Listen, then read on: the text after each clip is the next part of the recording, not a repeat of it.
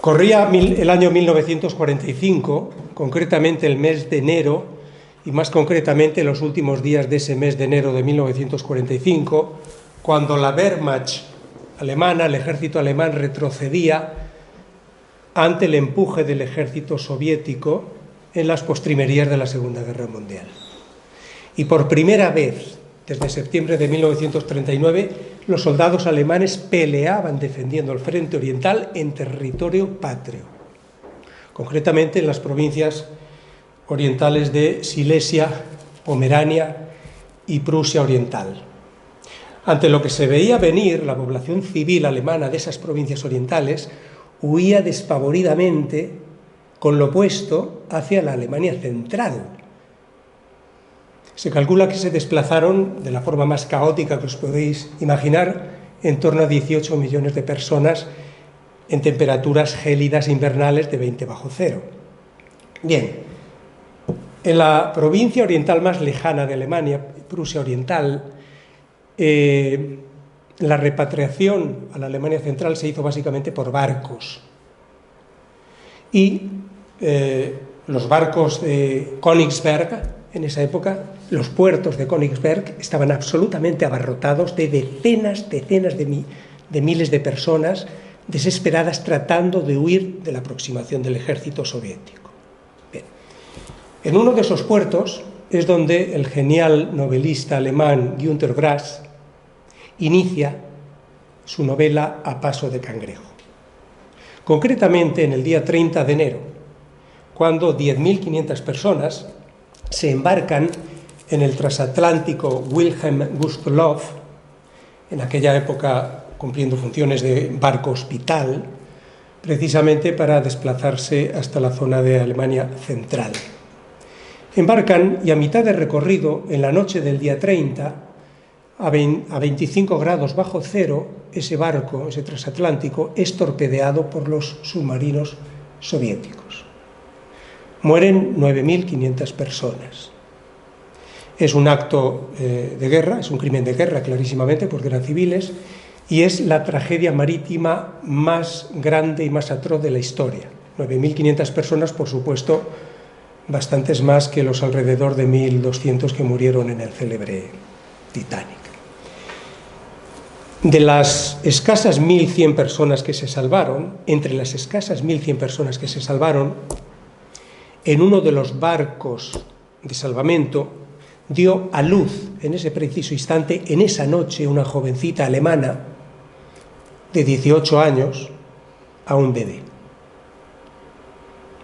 La novela es un compendio de la historia alemana desde ese momento, postrimerías de la Segunda Guerra Mundial, enero de 1945, hasta la caída del muro de Berlín, primero de los inicios de los años 90.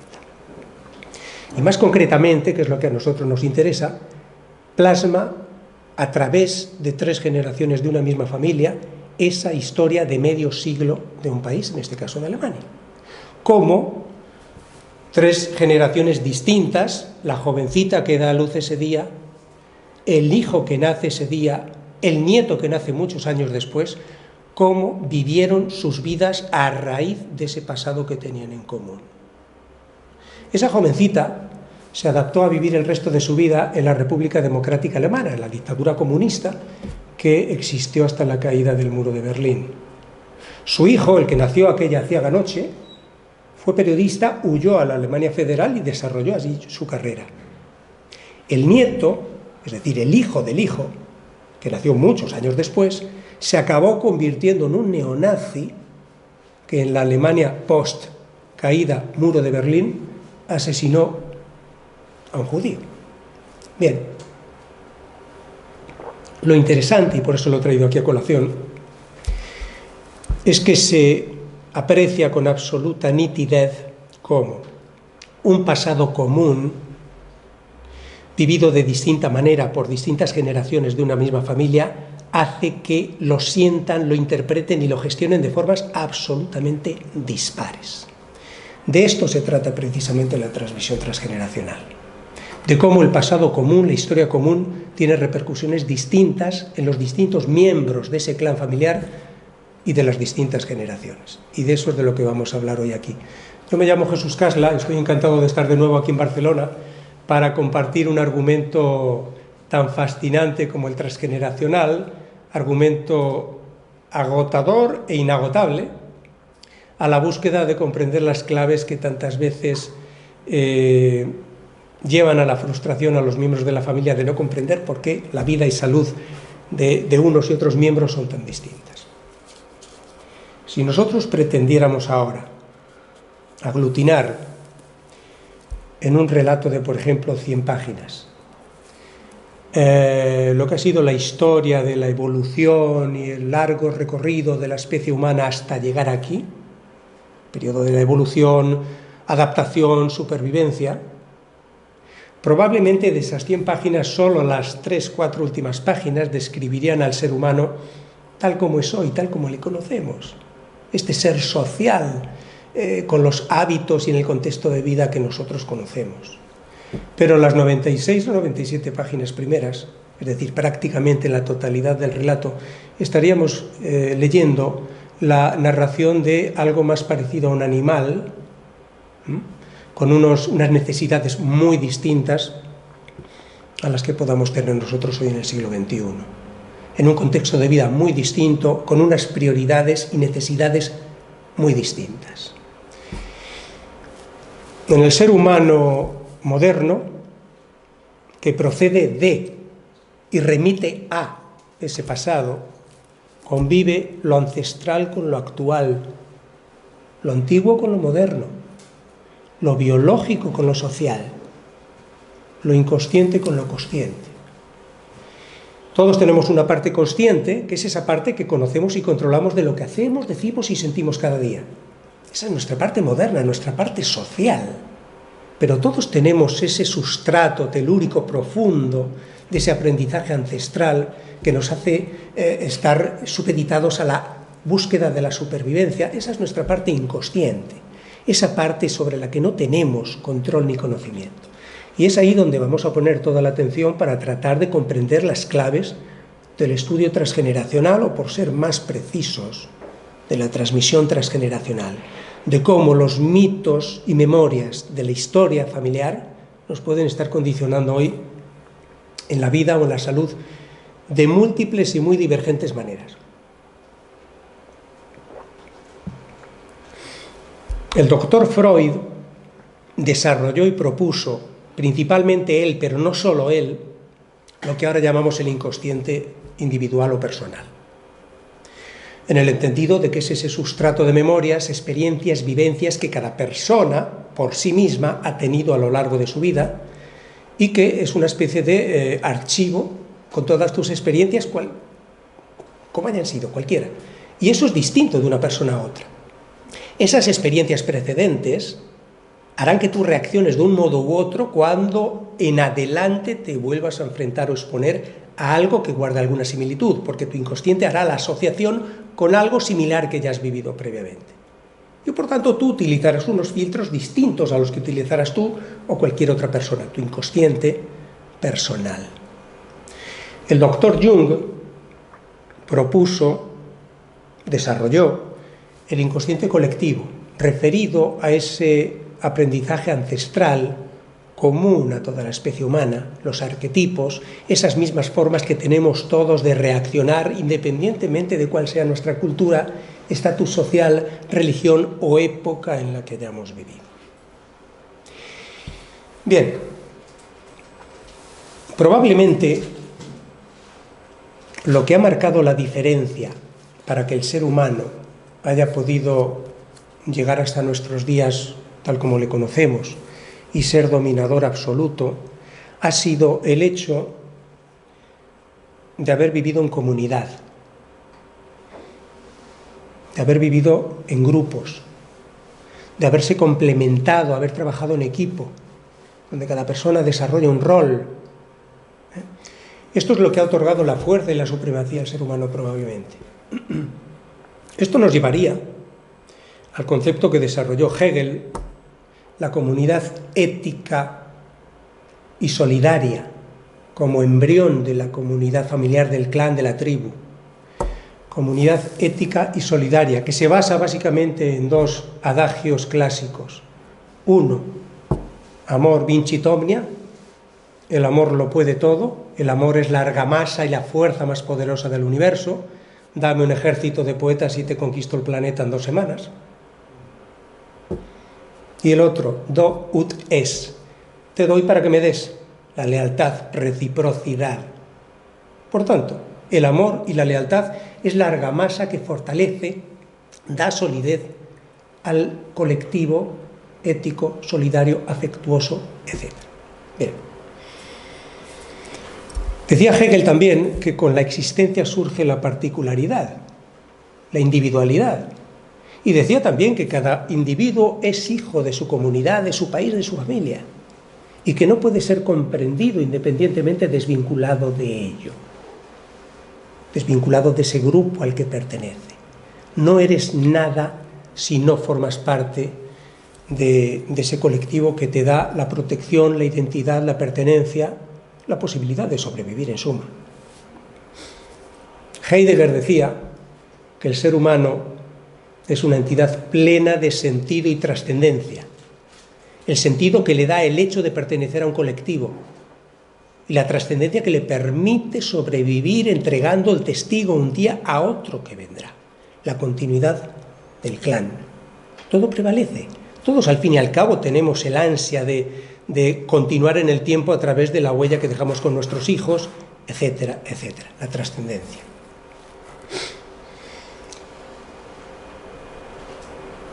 Está claro que a mitad de camino entre el inconsciente personal o individual al que me he referido hace unos minutos y el inconsciente colectivo existe un paso intermedio que es lo que vamos a llamar el inconsciente familiar. El compendio de experiencias, vivencias que han tenido lugar en la familia a la que uno pertenezca.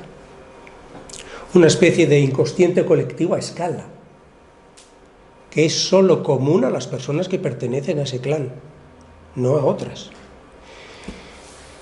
El inconsciente familiar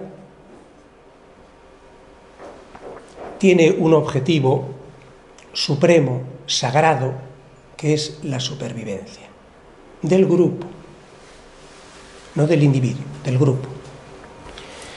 Cuando yo hablaba antes de la comunidad ética y solidaria, y ahora hablo de la supervivencia, me viene siempre, para explicar esto de una forma muy gráfica, un concepto que yo utilizo muchas veces, que es el del Lager. Cuando en la primera mitad del siglo XIX, la tribu blanca, los afrikaners, los Boer, los descendientes calvinistas de holandeses que se habían asentado en Ciudad del Cabo, Sudáfrica, huyendo del dominio británico, se adentran en el Gran Trek con sus carretas, sus caballos, su ganado, en la parte interior, lo que es ahora la parte central de Sudáfrica, obviamente en absoluta minoría numérica con respecto a los nativos que les reciben hostiles, como es lógico. Aprendieron que a pesar de esa inferioridad numérica, tenían manera de defenderse con suma eficacia y rapidez. Y aprendieron que cuestión de escasamente 1 o 2 minutos, tan pronto intuían el peligro o el posible ataque, situaban todas sus carretas en círculo, soltaban el ganado, los caballos, en el centro, y todos se parapetaban dentro de ese círculo para defenderse con escopetas, con armas de fuego.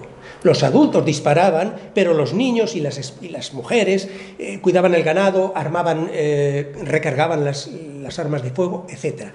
Ese es el espíritu ético y solidario. Todos pertenecientes a lo mismo, implicados en lo mismo y aportando cada uno lo suyo. Este es el clan. Este es el clan. Y el inconsciente familiar es el que se ocupa, es el brazo ejecutor de que el clan continúe, sobreviva, pueda sobrevivir y continuar en el tiempo. El inconsciente familiar, al fin y al cabo, es la amalgama de experiencias, la historia familiar, la novela familiar. En ese propósito de buscar a toda costa la supervivencia y la continuidad del clan, el inconsciente familiar desdeña lo novedoso y solo admite lo que es previsible. Todo lo que sea imprevisible puede ser desdeñado, rechazado, porque implica la inseguridad de no saber cómo algo se va a desarrollar. En esa búsqueda de que el clan continúe, de que el clan sobreviva, es absolutamente crucial para el inconsciente familiar que todo aquello que pueda poner en riesgo la estabilidad emocional, la supervivencia o la continuidad del grupo, no del individuo, del grupo, reitero, eso tiene que ser resuelto o rechazado. Y es aquí donde llegamos a la transmisión transgeneracional.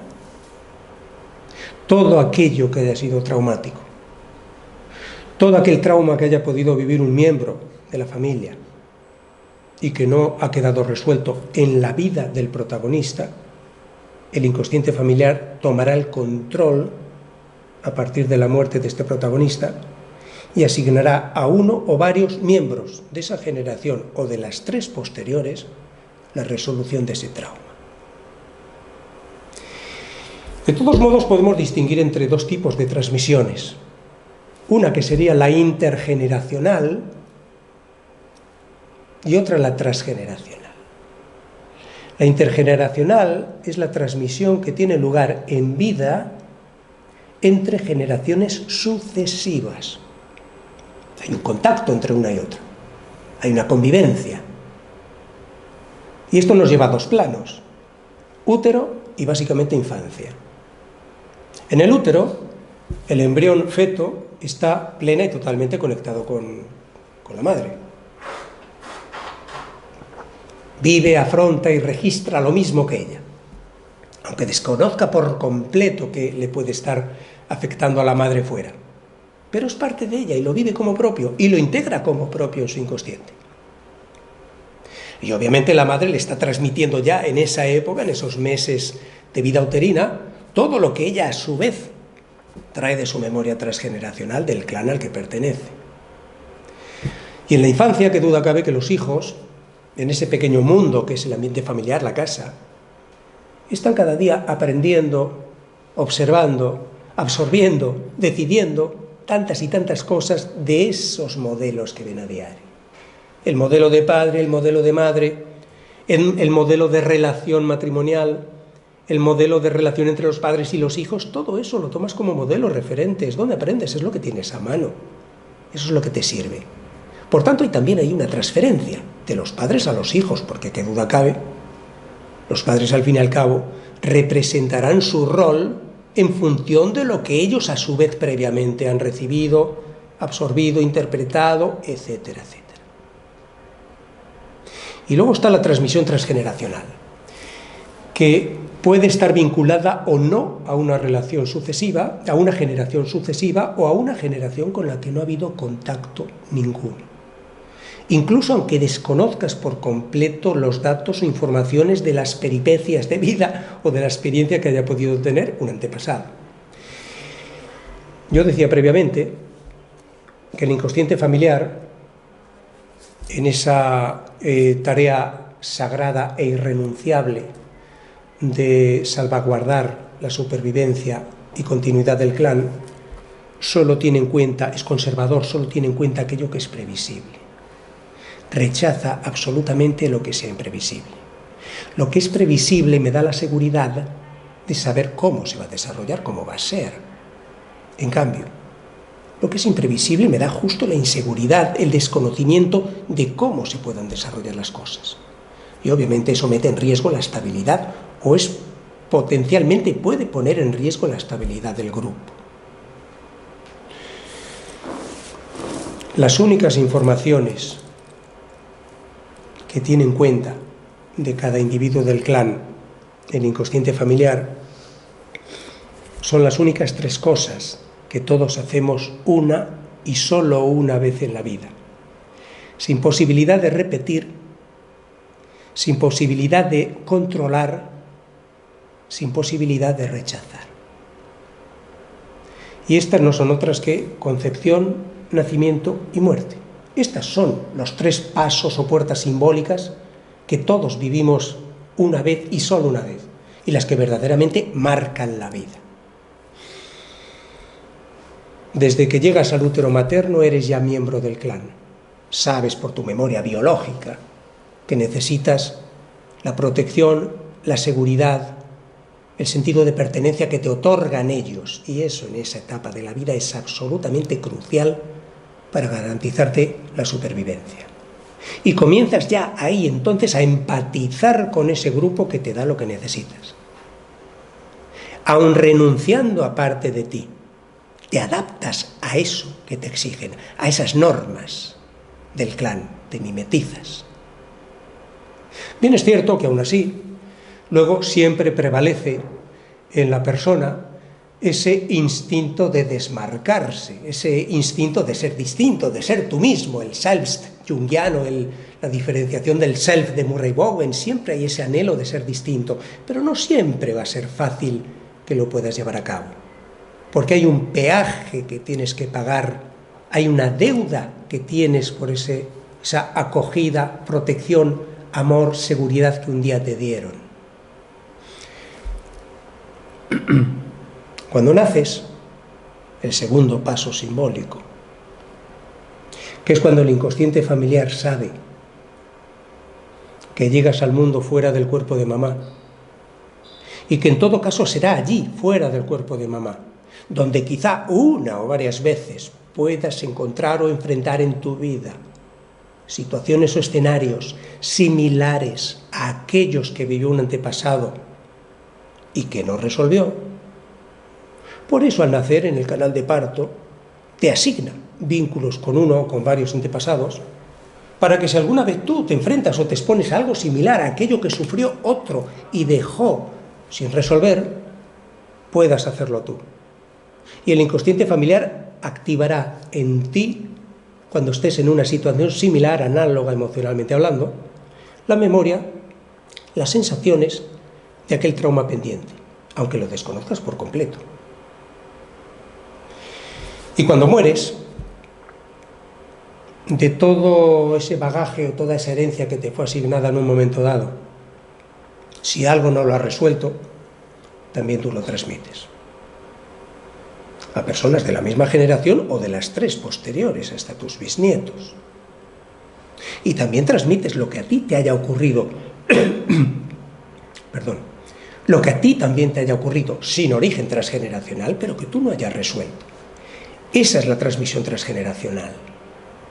La búsqueda eterna, constante y permanente del inconsciente familiar de que se vaya resolviendo lo que queda pendiente. Porque los traumas pendientes representan, que duda cabe, un lastre emocional para el grupo. De alguna manera pone en riesgo la sana supervivencia y estabilidad emocional del grupo. De modo que todo el bagaje de traumas que haya podido vivir un miembro cualquiera del grupo, si cuando ese miembro del grupo, del clan, para ser más explícitos, cuando ese miembro del clan muere, eso no fue resuelto, será a partir de entonces, a partir de ese momento de su muerte, cuando el inconsciente familiar busque a quién asignar la responsabilidad de corregir esto, de reparar esto. Decía que el inconsciente familiar es conservador y desdeña lo imprevisible. Vamos a volver a esos 3 momentos cruciales que tiene en cuenta el inconsciente familiar de cada uno de nosotros: concepción, nacimiento, muerte. No podemos prever, difícilmente podemos prever el tiempo que normalmente transcurre entre el segundo y el tercero, nacimiento y muerte. Hay personas que viven 90 años, otras 17, otras 46. No lo podemos prever. Sí podemos prever, en cambio, en más del 90% de los casos, el tiempo que habitualmente transcurre entre el primer y segundo paso, es decir, desde la llegada al útero hasta el parto. En más del 90% de los casos, cada día, en cada país, en cada ciudad, desde el origen de los tiempos, de la especie humana, esto equivale a más o menos 9 meses. Y este es el único lapso de tiempo que tiene en cuenta el inconsciente familiar. ese plazo de tiempo que se repite sistemáticamente en la inmensa mayoría de los casos. Ya sé que hay 7 mesinos, hay 8 mesinos, pero no representa probablemente ni el 6% de los casos. Y vuelvo a repetir, el inconsciente familiar se guía por lo que habitualmente ocurre, no por lo excepcional. Este plazo de tiempo equivalente a una vida uterina normal, vamos a decir 9 meses, es lo que nos lleva al concepto clave del estudio transgeneracional, de la transmisión transgeneracional, para comprender cómo funciona la transmisión transgeneracional, al concepto clave que vamos a llamar de la sincronía transgeneracional. La sincronía transgeneracional. Obviamente para el inconsciente familiar no existen los miércoles ni los sábados, tampoco los lunes, ni existe febrero, ni marzo, ni abril, ni existe el día 1, ni el día 26, ni el día 14 de mes. No existe nada de eso. El único referente temporal que tiene en cuenta es ese plazo de tiempo que se repite una y otra vez, equivalente a una vida uterina normal, 9 meses. Y es precisamente la eterna y sucesiva rotación de plazos de tiempo equivalentes a una vida uterina normal lo que sirve al inconsciente familiar para asignar vínculos entre 2 o más miembros de una familia. La forma de poner fácil esto es, lo podemos hacer con un ejemplo para que se entienda muy claro, sin necesidad de proyectar nada a la pantalla, ni mucho menos. La eterna y sucesiva rotación de plazos de 9 meses. Vamos a poner un ejemplo para una persona nacida a mediados de enero. Una persona nacida a mediados de enero ha sido probablemente concebida a mediados de abril del año anterior.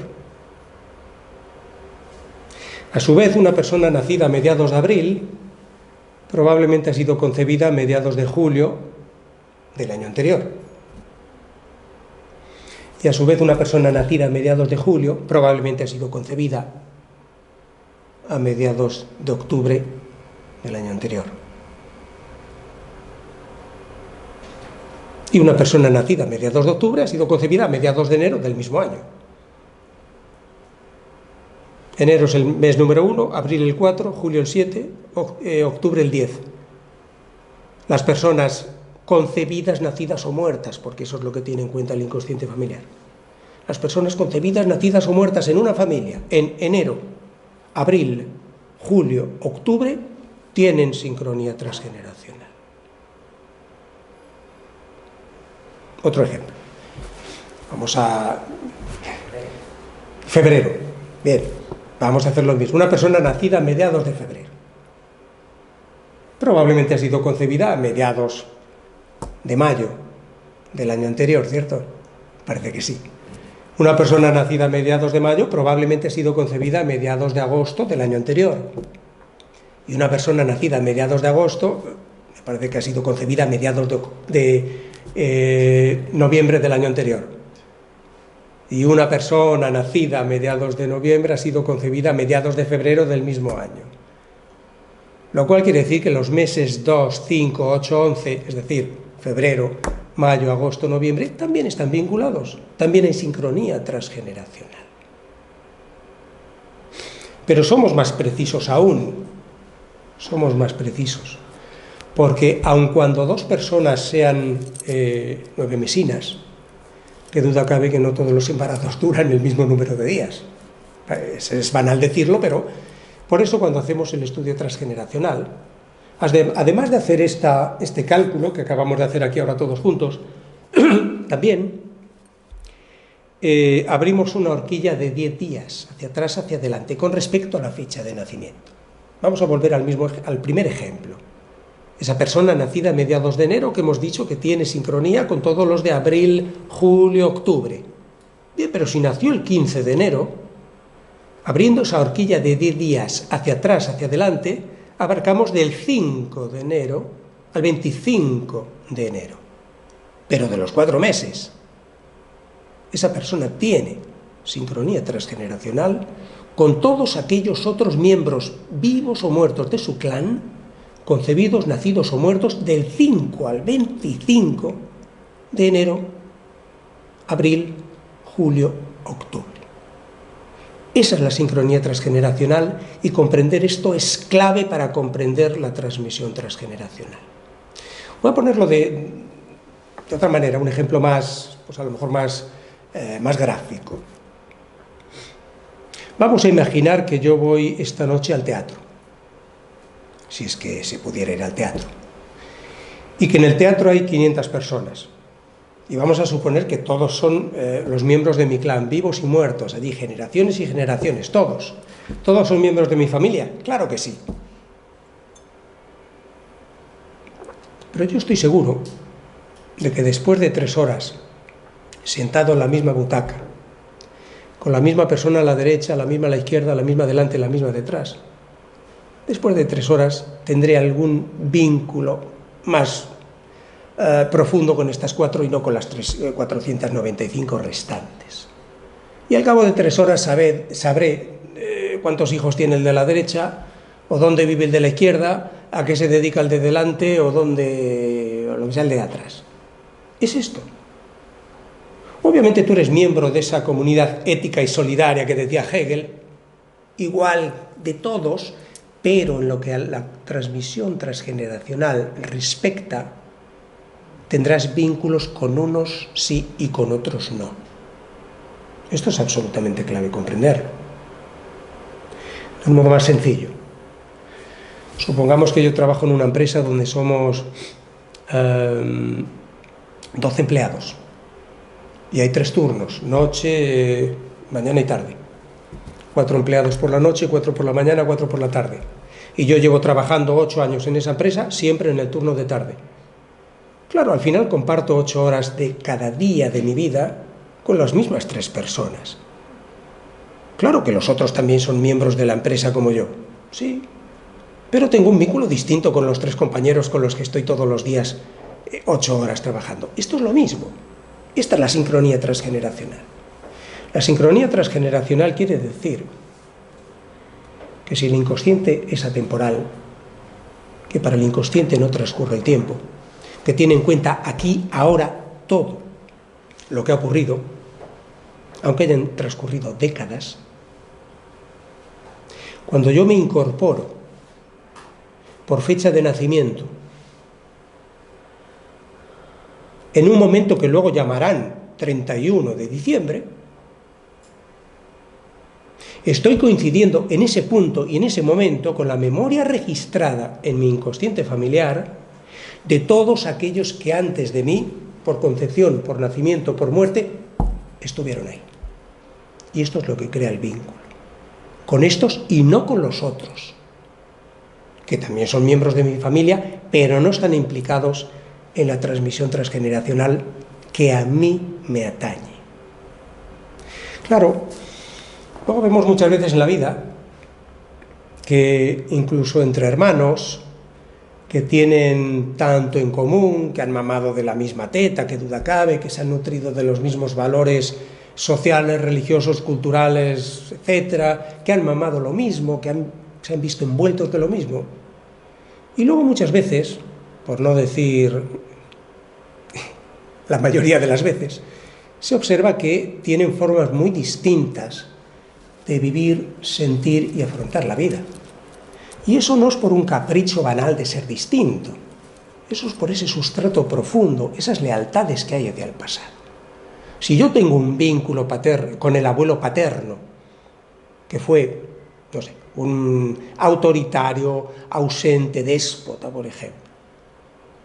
Mi hermana tiene un vínculo con la abuelita paterna, la esposa de él, que era todo lo contrario, sumisa, afectuosa, etcétera, etcétera. Con esas lealtades a 2 personas tan diametralmente opuestas, lo más habitual es que nosotros no tengamos la misma manera de sentir y afrontar la vida. Pero no por nosotros, sino por esa lealtad que hay hacia el pasado, hacia 2 personas tan absolutamente discordantes. Bien. Esta sincronía transgeneracional es la que depara los vínculos que una persona pueda tener con otro u otros miembros de la familia, vivos o muertos, y qué tipo de vínculos se puedan dar. Cuando el vínculo se establece a través de la fecha de nacimiento o concepción, es un vínculo en el que habitualmente prevalece la afinidad, complicidad, empatía entre ambas personas, habitualmente.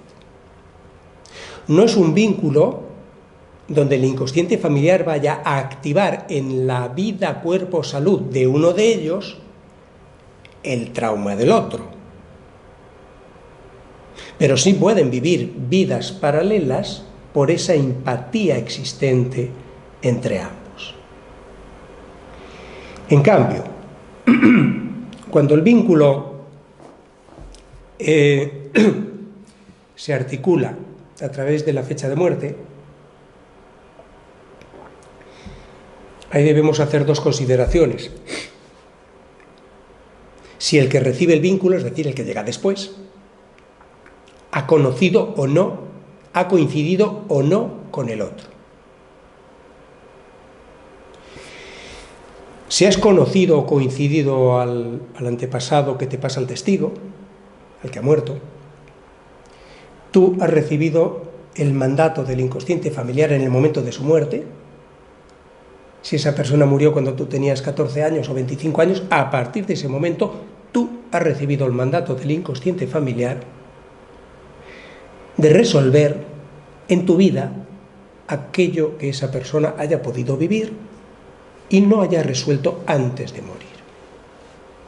Con ese mandato, con esa herencia, cada vez que tú te expongas o te enfrentes en tu vida a situaciones que guarden alguna similitud emocional con aquello que esa otra persona vivió y no resolvió, el inconsciente familiar activará en tu cuerpo, en tu vida, en tu salud, la memoria de aquello. Porque está buscando que quizá tú lo resuelvas. Porque eso sigue pendiente y sigue siendo un lastre emocional para la supervivencia del clan y te asigna a ti que lo soluciones. Tú eres absolutamente desconocedora de esto. Tú simplemente sientes la frustración de por qué a mí me ocurren estas cosas y a mi hermano o mi hermana no. Y claro que puede condicionar tu vida y puede condicionar tu salud, naturalmente. En cambio, cuando el vínculo se genera por fecha de muerte con alguien a quien no has conocido, alguien que murió antes de tu concepción, aparte de recibir tú esa herencia, también de reparar lo que esa persona dejó pendiente, también estás viviendo su vida y la tuya a la vez. Hay un conflicto de identidad, por el simple hecho de que como esa persona ya había muerto antes de tu concepción, cuando tú entras en el canal de parto, cuando todavía no has dado ni siquiera un paso en tu vida con tu propia identidad reconocida por el clan, cuando todavía no te han llamado ni una sola vez por tu nombre, no tienes desarrollado eso, y ya en el canal de parto te asignan ese vínculo con ese otro. Y por eso comienzas ya desde el canal de parto a vivir dos vidas, una dualidad. Tu propia vida, que la vas a vivir momentos después, en cuanto nazcas, fuera del cuerpo de la madre, naturalmente, y esa otra que te ha sido asignada. Vas a vivir una dualidad, vas a vivir dos vidas a la vez. De una de ellas, naturalmente, eres plenamente inconsciente. Esto comporta un conflicto de identidad. Desconocedora de que estás viviendo dos vidas a la vez, de que estás inmersa en esa dualidad, vas a observar, y los demás también, vas a observar que aparentemente te falta la determinación, la claridad para dar una dirección precisa a tus pasos en la vida, para comenzar cosas y desarrollarlas hasta el final. Y no es que no tengas la capacidad, es que parte de tus capacidades están hipotecadas por esa otra vida que estás viviendo, de la cual eres desconocedor, desconocedora. Bien, cuando se estudia el transgeneracional, este tipo de vínculos que se llama yaciente, eres yaciente de alguien cuando tienes un vínculo por fecha de muerte con alguien que murió antes de tu concepción y vives esta dualidad, tenemos que considerar siempre que tú ya has vivido la vida del otro. La estás viviendo ahora, pero tú ya has vivido también la vida del otro, porque tú eres el otro. De forma que, por poner un ejemplo muy simple, si tú eres yaciente de una bisabuela que murió en el parto, quizá te puedas empezar a explicar hoy por qué o no te animas a ser madre, o simplemente no te apetece, o le tienes pavor al sufrimiento que comporta el parto, o quién sabe, a lo mejor hasta tu inconsciente familiar te ayuda, entre comillas, y te pone una barrera biológica llamada endometriosis. Conscientemente no lo comprendes, pero inconscientemente hay algo que lo está, entre comillas, justificando. De igual modo, no es lo mismo tener el vínculo de yaciente, vuelvo a repetir, con una persona que murió antes de tu concepción, no es lo mismo ser yaciente de un abuelo que murió anciano con 80 años en la cama, que de esa misma abuela muerta de parto con 28 años, o de un hermanito tuyo que murió a las 3 horas de nacer. Porque bueno, al fin y al cabo el abuelo, toda muerte es traumática, que duda cabe, pero con 80 años a nadie le sorprende que el abuelo haya muerto. Y por otro lado cabe pensar que en 80 años tuvo al menos el tiempo y la posibilidad de aligerar esa herencia transgeneracional que había recibido y que ahora te está pasando a ti. Cabe suponer eso.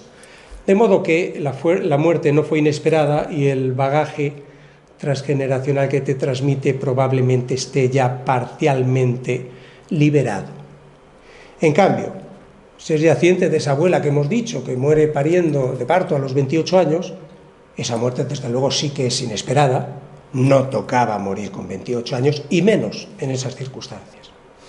Habiendo dejado marido viudo, probablemente más hijos huérfanos o el mismo hijo que nació ese día, etcétera, etcétera. Eso es mucho más traumático y desde luego con 28 años tuvo muchas menos oportunidades de resolver la herencia transgeneracional que previamente se le había asignado.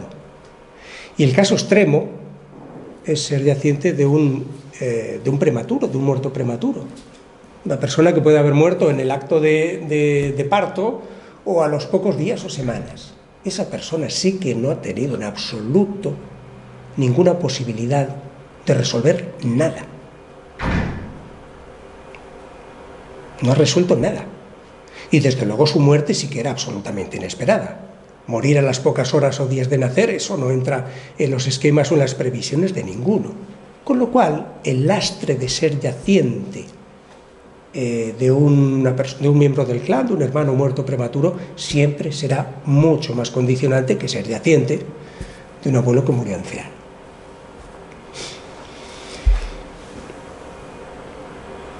La transmisión transgeneracional, y entramos con esto ya en la parte final de la conferencia, para alivio de alguno de vosotros y vosotras, la transmisión transgeneracional no es eterna, no es eterna. No se transmite eternamente aquello que va quedando sin resolver.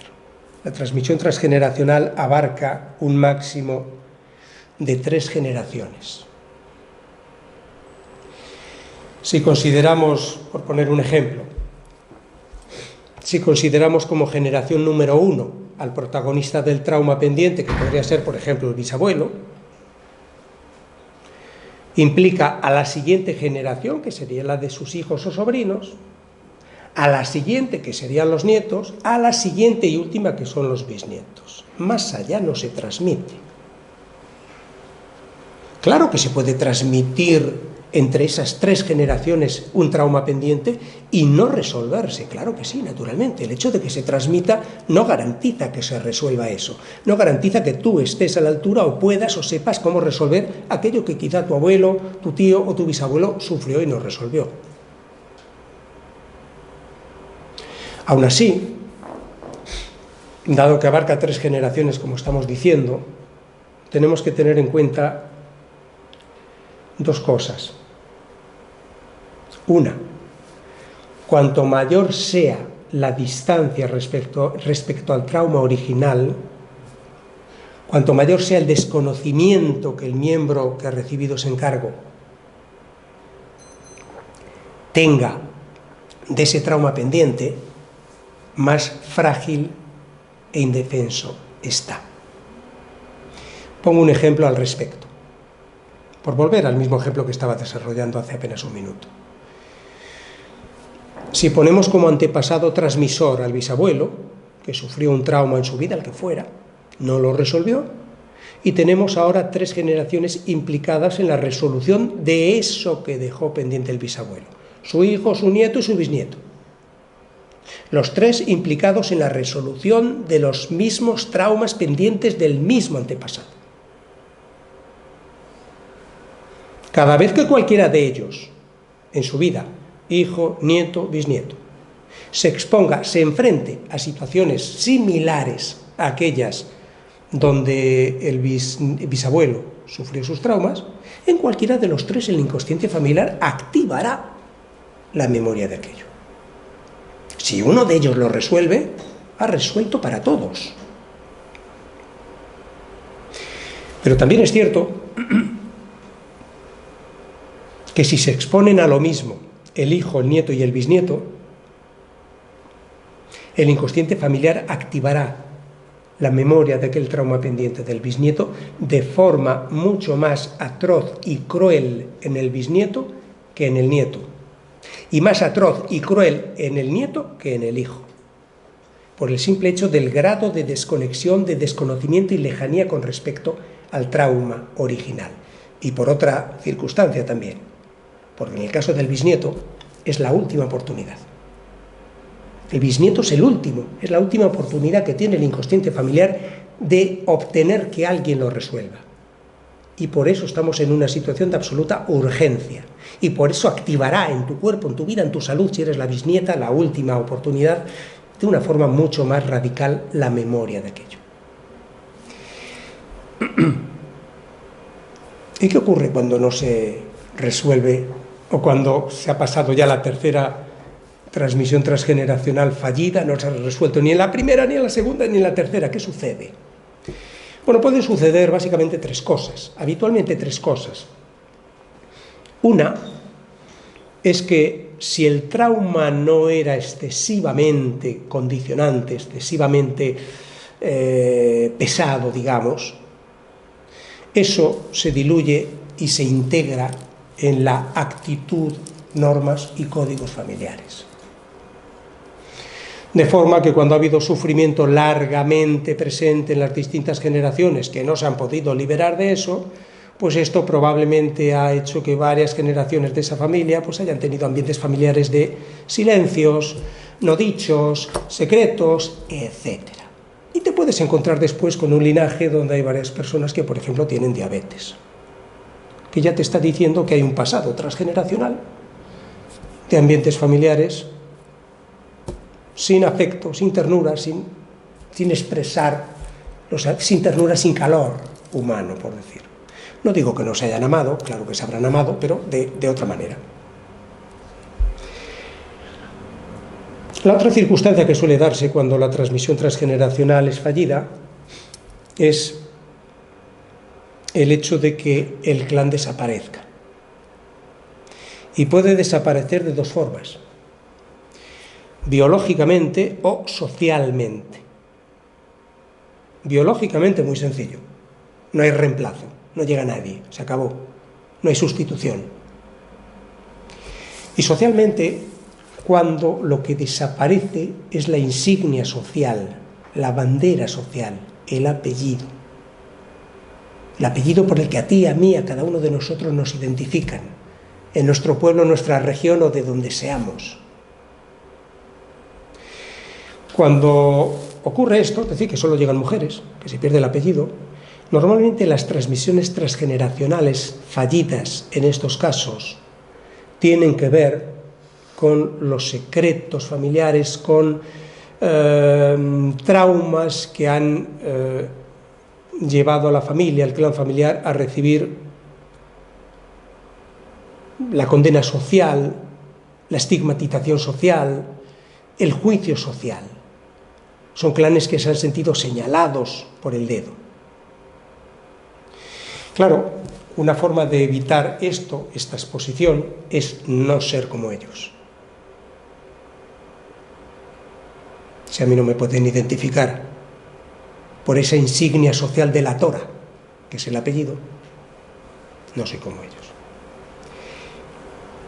Y la última circunstancia que se suele dar cuando hay una transmisión transgeneracional fallida es la llegada de lo que llamamos un hijo síntoma. El hijo síntoma es una persona que recibe ya en el útero del inconsciente familiar una misión precisa: cargar sobre sus espaldas toda la toxicidad acumulada y no resuelta, para liberar el paso a los otros y que los otros puedan garantizar la supervivencia del clan. Yo decía al principio que el inconsciente familiar busca la continuidad del grupo, no del individuo. Claro, esto nos parece cruel, sí, y lo es. Pero si recordamos que la prioridad es garantizar la continuidad del clan, del grupo, tiene ese sentido. El hijo síntoma siempre es resultado de una transmisión transgeneracional fallida, es decir, un clan que acumula traumas, generaciones y generaciones sin resolver. Aquel trauma original hoy es ya una gigantesca bola de nieve, un lastre, y eso lo carga sobre un mismo miembro que nace ya con esa misión.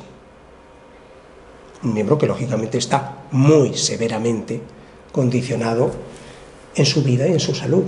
Yo siempre pongo el mismo ejemplo, no es el único, pero probablemente sea el que más fácilmente podemos identificar todos: el síndrome de Down. El síndrome de Down es un claro ejemplo de hijo síntoma. El hijo síntoma, vuelvo a repetir, nace ya con esa misión.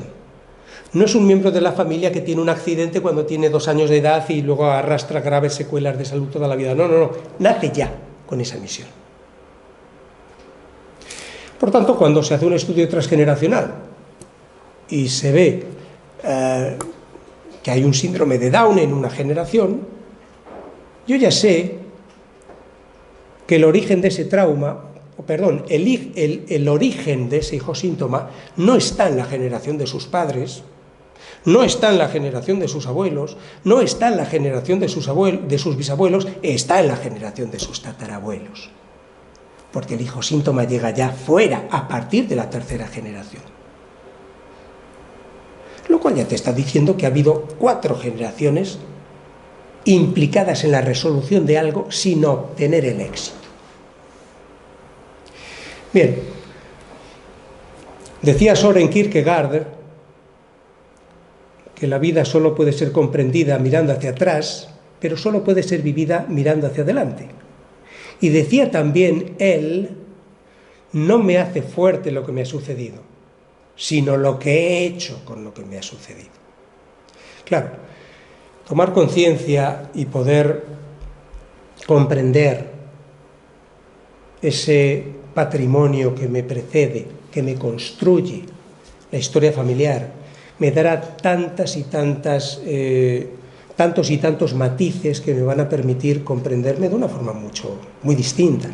Saber que no soy un miembro suelto, sin conexión, sino que soy sedimento, un anillo más de una larga cadena que me precede y una larga cadena que me sucederá. Siempre, y qué duda cabe que todos somos parte de un colectivo, de un clan, de una familia,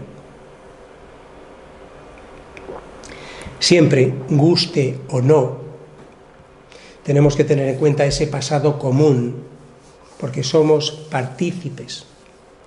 Y los aspectos que ahí hayan tenido lugar, las vivencias, experiencias, los capítulos que ahí se hayan escrito, pueden estar condicionando nuestra vida. Nos guste o no, lo sepamos o no.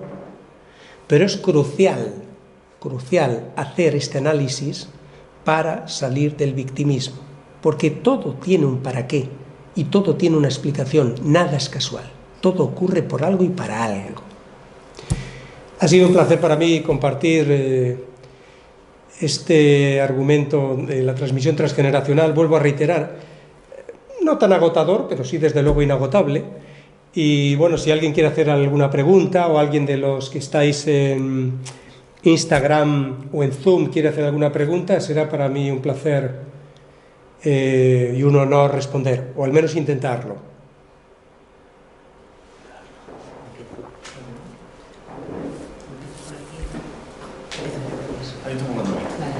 ¿Sí? Sí. Si se conoce la llegada de este hijo síntoma y de alguna manera se quiere proceder a que no llegue al nacimiento, ¿no? En el caso de un síndrome de Down que ya lo conoces dentro del útero y quieres que no llegue a nacer, ¿esa sintomatía, ese hijo síntoma volverá a aparecer más adelante? ¿O? No, porque él ya ha sido asignado, independientemente de que luego él viva 4 meses o 14 años. Y por lo tanto, esta ¿cómo se llama? Esta transmisión sigue presente en el clan. No, el hijo síntoma, si creo haber entendido tu pregunta, me estás poniendo el caso de que, bueno, pues un matrimonio, al saber que esperan un hijo con síndrome de Down, puedan decidir abortar, ¿no? Sí. Bien, pero eso no implica que al no vivir él después, le vaya a ser asignado ese rol luego a otro. Él ya ha sido asignado, el inconsciente familiar ya ha descargado sobre él, y te recuerdo, porque lo hemos dicho aquí antes, él ya era miembro del clan desde que llegó al útero. Y ya allí se le había asignado esa misión. Si luego muere en el cuarto por aborto espontáneo o programado, me da lo mismo, o muere a los 14 días de nacer, la misión ya había sido asignada. Entonces se acaba ahí, esa transmisión. La transmisión transgeneracional fallida de la generación cuarta a la que nos estábamos refiriendo, lógicamente. Eso es. Sí. ¿Tú querías preguntar?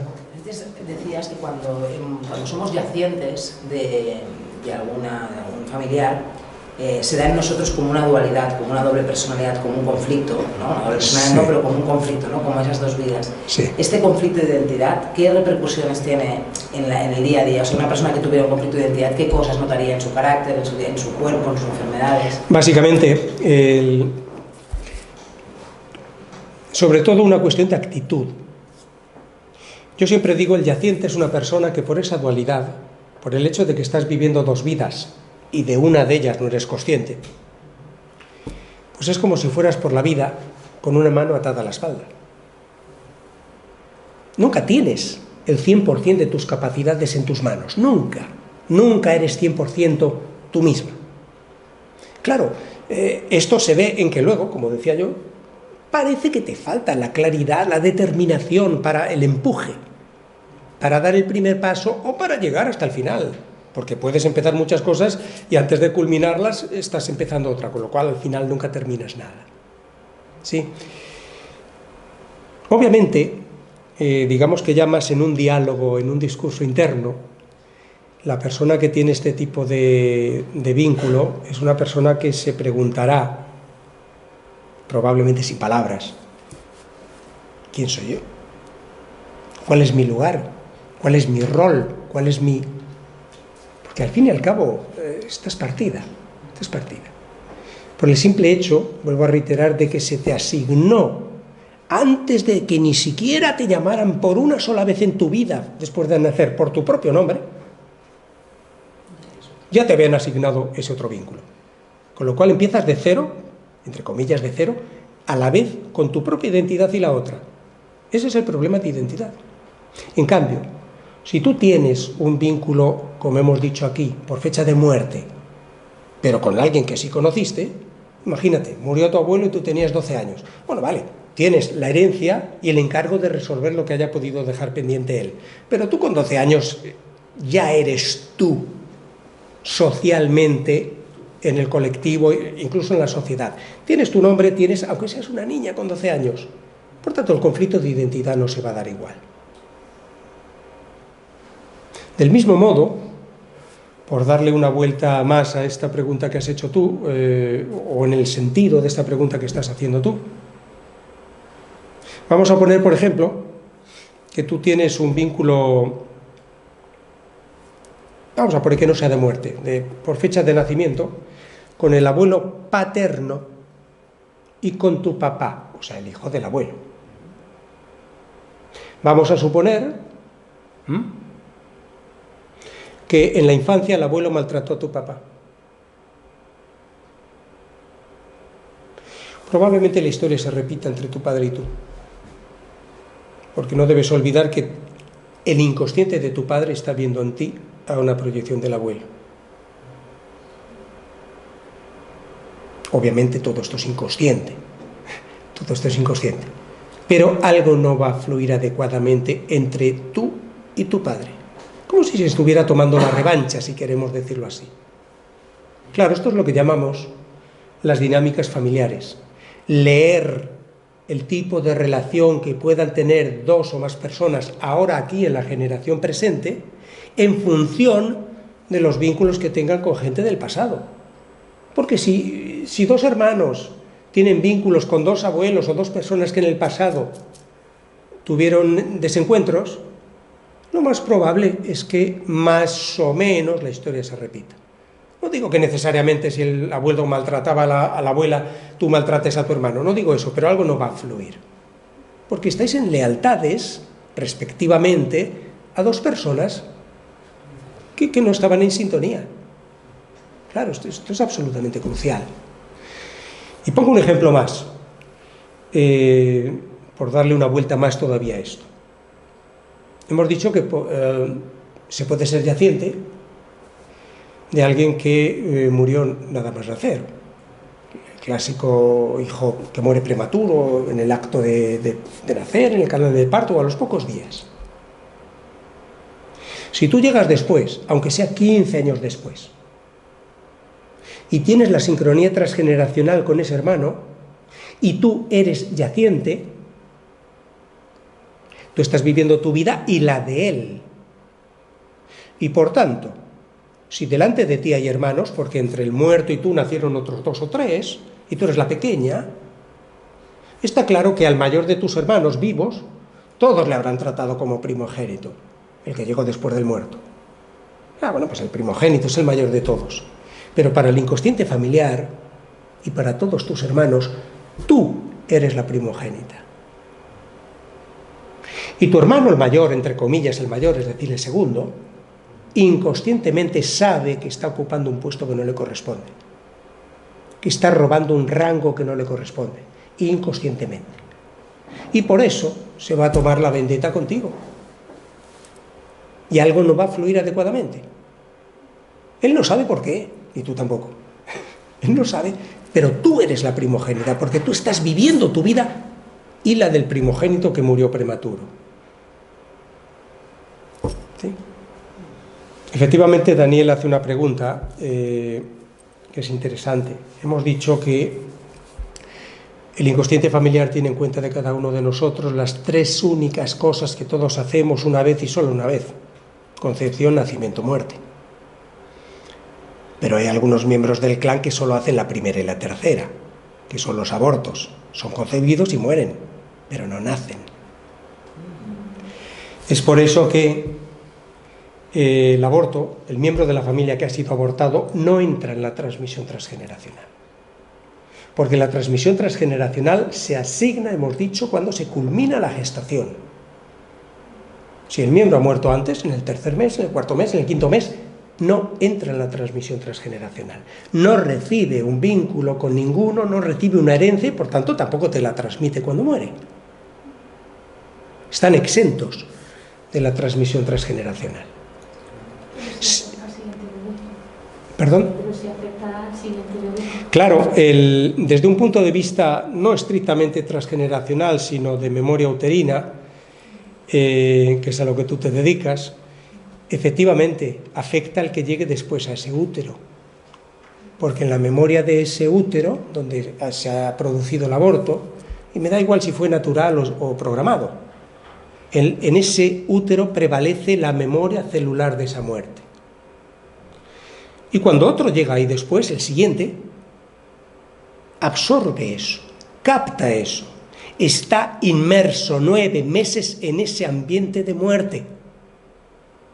Sabe que está en un lugar donde otro ha muerto antes y desconoce si a él le va a ocurrir lo mismo.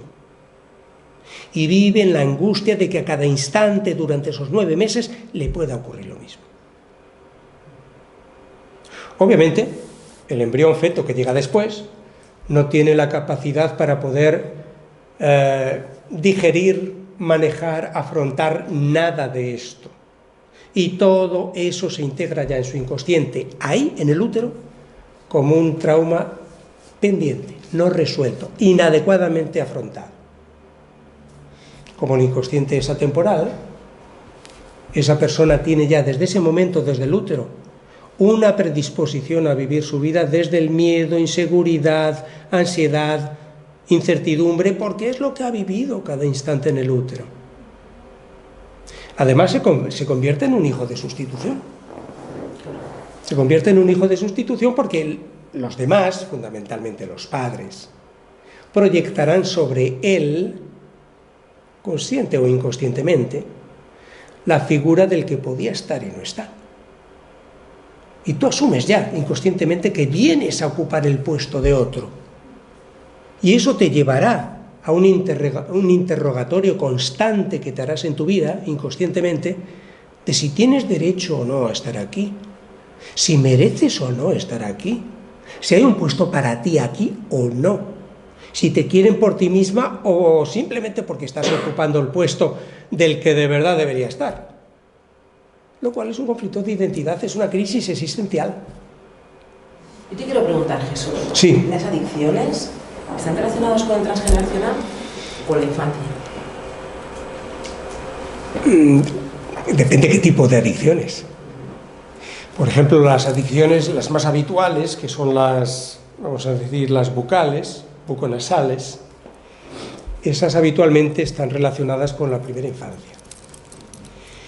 No perdamos de vista que, al fin y al cabo, en el inconsciente colectivo de la humanidad está registrado que el pezón, la teta, representa el alimento, pero no solo la leche, sino sobre todo el alimento afectivo que el bebé siente que obtiene cuando está ahí plácidamente pegado a la teta materna todo el santo día, ¿no? Y claro, eso está asociado a teta, pezón, mamá y la parte de mi cuerpo que entra en contacto con eso. Bien. Y puede ocurrir que una madre, una mujer, una madre, que ama con locura a su hijo, quien lo duda, pero si está expuesta a circunstancias X, las que sean en su vida, de estrés, de relación de pareja, de trabajo familiar, lo que sea, con la leche el bebé está recibiendo también esa transmisión emocional del estrés. La preocupación, el estrés, la toxicidad. El bebé desconoce por completo lo que pueda estar afectando a la madre más allá. Y siente que eso tiene que ver con él. Me diste la leche, me estás dando la leche que necesito, pero a la vez me estás dando otra cosa que no me agrada. Eso genera, eso perturba ya. Y luego prevalece en esa parte de nuestro cuerpo donde estaba el contacto con ese alimento, leche y afecto, permanece la huella del dolor.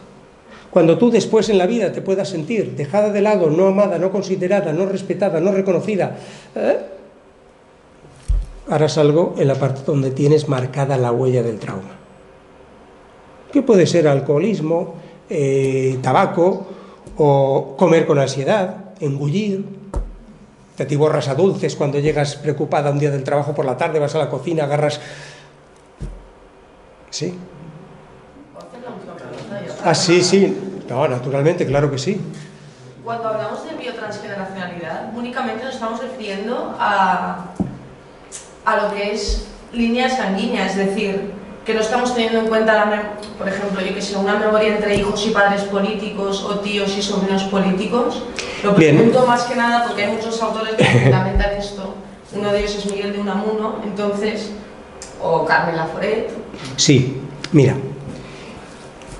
la conferencia de hoy, que era estrictamente transmisión transgeneracional, el libro se titula Descodificación biotransgeneracional. La transmisión transgeneracional es estrictamente en el linaje sanguíneo. Por tanto, entra en juego los miembros de tu tribu, de tu clan. Ok. Yo di una conferencia aquí, que me parece que fue en octubre o noviembre del año pasado, sobre huellas emocionales de la infancia. Y ahí sí vimos algo de esto a lo que te estás refiriendo tú. Es decir, sí sé lo que he comprendido tu pregunta. Este mismo cálculo de fechas que hemos hecho antes, lo de los meses de enero, abril, julio, octubre, esto que hemos hecho antes, cuando lo llevas a la familia política, tu marido, novios o suegros, cuando lo llevas a la familia política, ahí ya no hablamos de vínculos transgeneracionales, sino de proyecciones inconscientes. ¿Ok? Obviamente tú no puedes tener un vínculo por fecha de nacimiento o concepción con tu suegra, ni tampoco de muerte con tu suegro, porque al fin y al cabo no pertenece a tu linaje. Pero las proyecciones inconscientes tienen el valor de darnos una información muy precisa de dónde vienes tú. Para toda persona, hijo o hija, las heridas o traumas más profundos, lastrantes, que hayas podido recibir jamás son los que han tenido lugar en la primera parte de tu vida. Y no tanto por lo que te haya ocurrido, sino por quién eras tú. Cuando eres un niño, un bebé, tú no tienes capacidades para manejar, afrontar, digerir lo que te pueda resultar disfuncional. Y probablemente cualquier cosa que te resulte disfuncional no será adecuadamente afrontada por ti. Además, tú, siendo un niño o niña, tu pequeño mundo es la casa. A ti poco te importará la política monetaria de la Unión Europea, a ti lo que te importa es lo que ocurre intramuros. ¿Y quiénes son ahí los actores principales? Papá y mamá.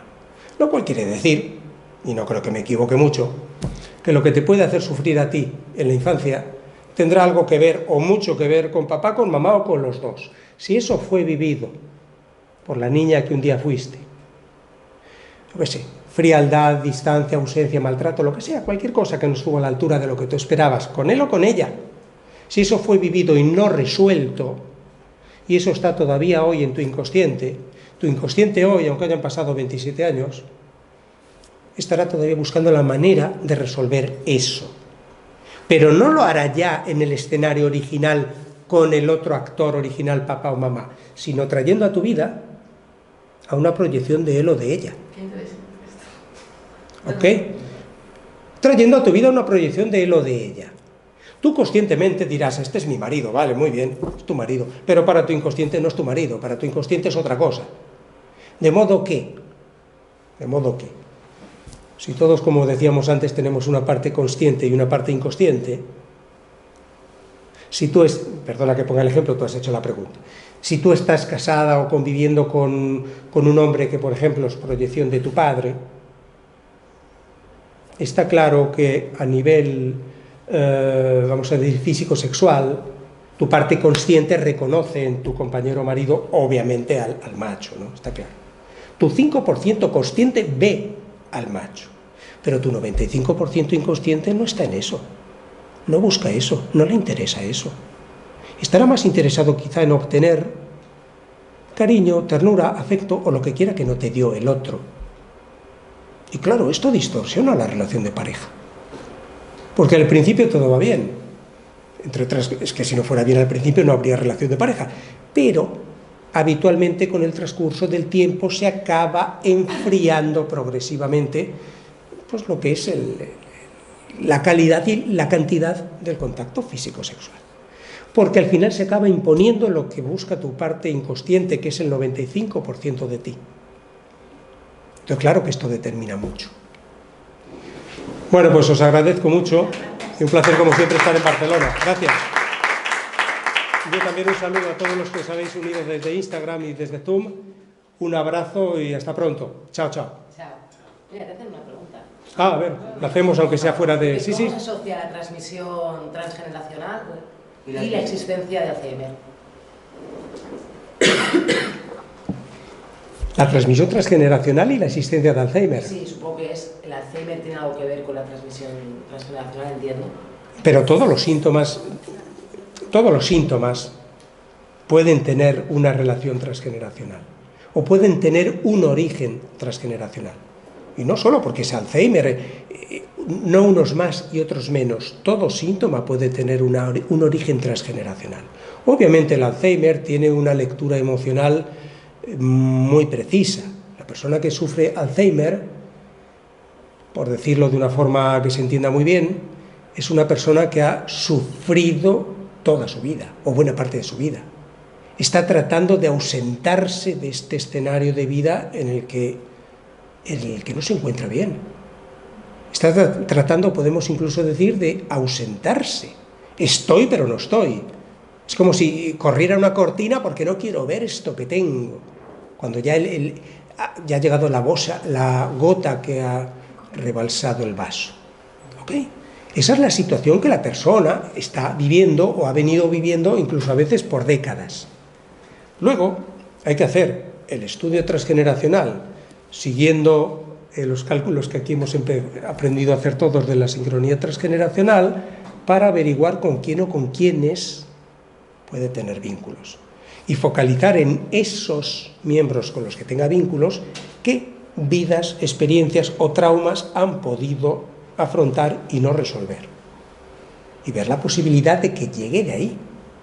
Pero la persona que tiene Alzheimer obviamente está expuesta aquí a esta situación. Vamos a explicar esto de un modo más para terminar de cerrar el círculo.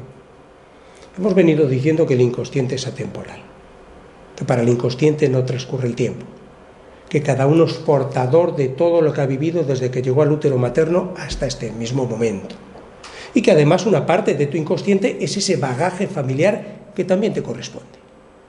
Bien. Si eso es así, tenemos que distinguir entre conflicto programante y conflicto desencadenante. El conflicto programante es el primer trauma que referido a algo se ha afrontado en la vida y no se ha resuelto. Y lo puedes haber vivido tú en un momento de tu infancia, o puede ser un conflicto de un antepasado, que lo vivió y lo dejó pendiente, y ahora se activa en ti. Pero se activa en ti cuando tú estás en un escenario emocional similar, conflicto desencadenante. Cuando hay un conflicto programante, un trauma pendiente, cada vez que te vuelves a enfrentar o exponer a algo similar, 1 o 40 veces el inconsciente activará la memoria de aquello, porque sigue pendiente.